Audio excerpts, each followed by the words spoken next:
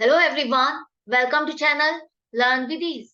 आज का टॉपिक है अकाउंटिंग रेशियोज का, जिसमें हम सॉल्व करेंगे question number 33, chapter 3 DK Goyal की बुक से, क्लास 12 अकाउंट्स।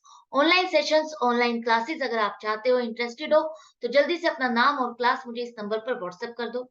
आप मुझे फॉलो कर सकते हो Telegram channel learn with ease official, जहां पर आप अपने डाउट्स और कमेंट्स लिख करके भेज सकते हो। यहाँ पर आपको कुछ इंफॉर्मेशन दी गई है। इस इंफॉर्मेशन को यूज करके आपको निकालनी है total assets to debt ratio. अब आपको इस रेशियो को निकालने के लिए आपको क्या चाहिए? टोटल एसेट्स, और डेट मतलब लॉन्ग टर्म डेट्स। तो टोटल एसेट तो यहाँ पर आपको दूर दूर तक नहीं दिख रही इस इंफॉर्मेशन में, और डेट जो आपको निकालनी है लॉन्ग टर्म डेट, वो हम निकाल लेंगे। तो टोटल एसेट निकालने के लिए अब आपको क्या करना होगा? फॉर्मूला तो आपने यही याद किया है, non current assets plus current assets, यही याद किया है ना। लेकिन वो तो यहाँ पर है ही नहीं, तो अब आप इसको सॉल्व कैसे करोगे?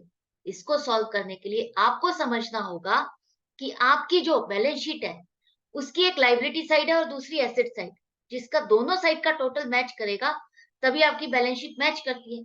तो इसका मतलब total of assets is equal to total of liabilities. तो अगर आपके पास एसेट्स का टोटल नहीं है, टोटल एसेट्स नहीं है, तो आपके पास अगर टोटल लाइबिलिटीज है, इस साइड की फिगर, वो आप उठा सकते हो। उस फिगर को यूज करके भी आप टोटल एसेट्स टू डेट का फॉर्मूला लगा सकते हो, उसको रेशियो को कैलकुलेट कर सकते हो। कैसे? देखो यहाँ पर सबसे पहले हम निकाल लेते हैं अपनी डेट्स। डेट्स कैसे है? लॉन्ग टर्म डेट्स, जिसमें 8% डिबेंचर्स आपके कवर होंगे और लोन फ्रॉम बैंक 10 लाख ये कवर होगा। तो 30 लाख जमा 10 लाख 40 लाख, तो आपका हो गया लॉन्ग टर्म डेट्स।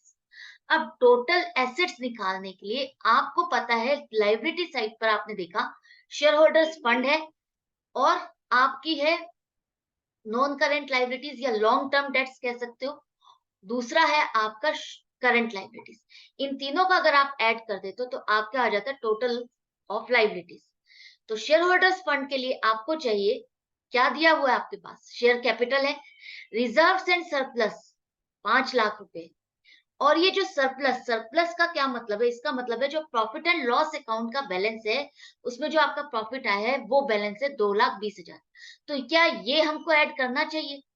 नहीं, आप इसको ऐड नहीं करोगे, क्योंकि रिजर्व एंड सरप्लस में आपका क्या क्या कवर होता है? रिजर्व एंड सरप्लस में एक तो आपका सिक्योरिटीज प्रीमियम आता है, दूसरा आपका कैपिटल रिजर्व आता है, तीसरा आपने अगर कोई जनरल रिजर्व बनाया है वो आता है, उसका बैलेंस आता है, और फोर्थ आपका प्रॉफिट एंड लॉस अकाउंट का बैलेंस आता है। प्लस है तो जमा करोगे, माइनस है तो माइनस करोगे। तो यहाँ पर रिजर्व एंड सरप्लस का 5 लाख का आपको बैलेंस दिया है, इसका मतलब इसमें ये प्रॉफिट एंड लॉस का बैलेंस ऑलरेडी एडेड है, आपको दोबारा से ऐड नहीं करना। अब ये तो हो गया share holders fund. Total debts के लिए आपको क्या क्या चाहिए? 8% डिबेंचर्स, लोन फ्रॉम बैंक, ये दोनों मिलकर के तो आपके लॉन्ग टर्म डेट्स हो गए। शॉर्ट टर्म बोरोइंग्स, ये क्या है? आपकी करंट लाइबिलिटीज। तो 8,60,000 ये ऐड कर दो। तो इन सभी को ऐड करने पर आपको मिल गई है टोटल ऑफ लाइबिलिटीज, जो कि is equal to total of assets है।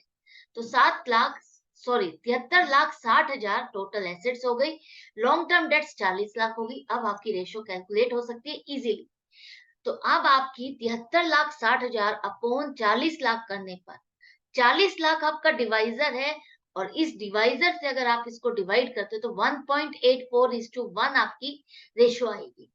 क्या ये रेशो अच्छी है? आपकी ऑर्गेनाइजेशन की क्या पोजीशन शो कर रही है? ये शो कर रही है कि आपकी आइडल रेशो कौन सी होती है? 1:1 या 2:1? आइडल रेशो से ये नियर बाय है, पास है, ज्यादा है। 1:1 अगर मानते हैं तो उससे ज्यादा है। और ये प्रेजेंट कर रही है कि आपकी टोटल एसेट सफिशिएंट है आपकी लॉन्ग टर्म लाइबिलिटीज को कवर अप करने के लिए। आपकी टोटल एसेट्स का पोर्शन ज्यादा है लॉन्ग टर्म बोरोइंग से। तो यहाँ पर आपकी डेट्स कम है, टोटल एसेट्स ज्यादा है, तो आपकी long term financial position sound है और स्ट्रांग है। तो आई होप ये क्वेश्चन आपको अच्छे से समझ में आ गया। आपको ये भी समझ में आ गया होगा कि रटने से काम नहीं चलेगा, फॉर्मूला समझने से काम होगा, तभी आप हर क्वेश्चन को इजीली सॉल्व कर पाओगे। तो मैं मिलूंगी आपसे नेक्स्ट वीडियो में नेक्स्ट क्वेश्चन के साथ, लेकिन आपको अपनी प्रैक्टिस जारी रखनी है, मेरे साथ बने रहना है। हर क्वेश्चन को चाहे वर्बली सॉल्व करो, लेकिन सॉल्व जरूर करो, ताकि आपके कॉन्सेप्ट्स क्लियर और स्ट्रांग होते जाए। Goodbye and take care.